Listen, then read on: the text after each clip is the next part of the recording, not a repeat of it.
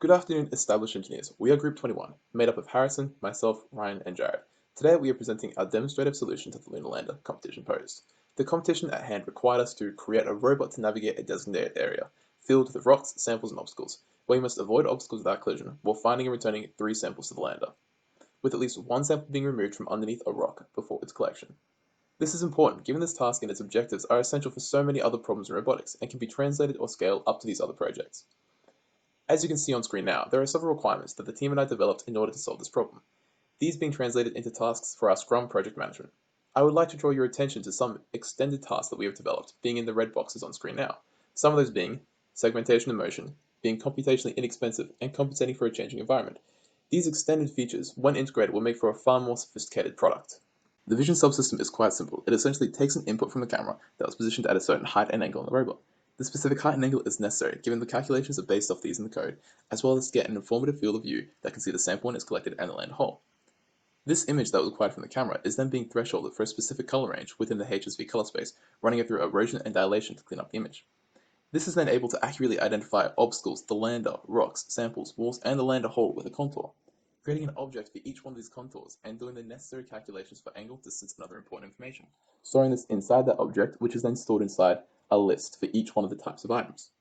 These contours and the associated information are then able to be displayed to the screen on the Raspberry Pi, as you can see in the example images on your screens right now. These lists of objects are then easily made available to the navigation system in the code by importing and initializing these in the main class. I will now let Jared go into further depth with the sample management system. My contribution to the overall design was with the sample management subsystem and also the overall robot design with input from the whole team. The sample management subsystem is comprised of a single brush DC motor with an inbuilt gearbox of 298 to 1 gear ratio. This gear ratio was chosen as the higher the gear ratio, the less output rotation occurs with respect to the input rotation, thereby making the arm move less per input rotation. And with no feedback in terms of the motor angle, having this higher gear ratio meant that we could afford a small amount of movement that could be unaccounted for in the rotation of the arm itself. With regards to the overall design, each team member had a say in how the overall prototype would be designed, as this allowed for the most consistency between each subsystem and allowed for a better integration of the overall product. Our design also went from a front-wheel drive to a rear-wheel drive by the final prototype. I will pass the presentation over to Ryan, who will give more detail in regards to the mobility system. Hi, I am Ryan. I was responsible for the mobility system of the robot. For this subsystem, we opted for differential steering due to direct turning capabilities and integration with overall design. Our driving system consists of 2 driving wheels and 2 casters for support.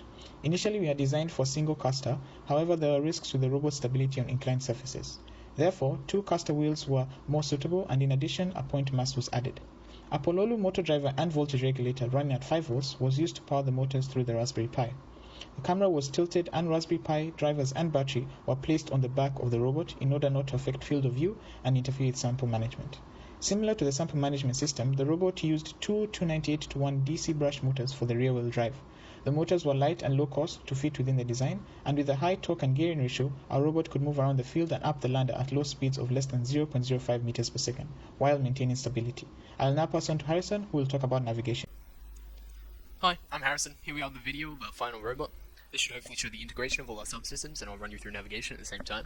The robot starts off in searching mode, and it moves straight off the lander, starts looking around for the ball. What it did there is it saw a wall, and so it bounced off of it. Now it sees a ball, and it's heading towards it. What it does here, basically, is it takes a bearing from the vision subsystem, and it uses it to align itself with the ball and then move forwards towards it. It uses this same process for a lot of its goal finding. That is the collection system right there. It's the second half of it, basically, collecting the ball. The other half is rock flipping. You'll see that later. And now it heads towards the lander as its goal. Once it's sufficiently close, it switches the goal to the hole, and now it's tracking the hole. You see the mobility is key here. It really struggles, so that's very important. And so it runs over, deposits the ball, and now it loops around its whole process, right? Comes off the lander, it's in searching mode again, and what it does here is it sees the rock as the closest goal, right? So it heads towards the rock, and now you'll see the first part of the collection system here. So it flips the rock, and now second part, grabs the ball, and now it just heads towards the lander again. The other function that I have to show you is the obstacle avoidance. What it does here is it comes towards an obstacle, it detects it's too close, and so it turns away from it. This is the same as the goal finding, except with away instead of towards. The end result, at the end of the day, we managed to collect 4 samples in 5 minutes, which is an astounding result.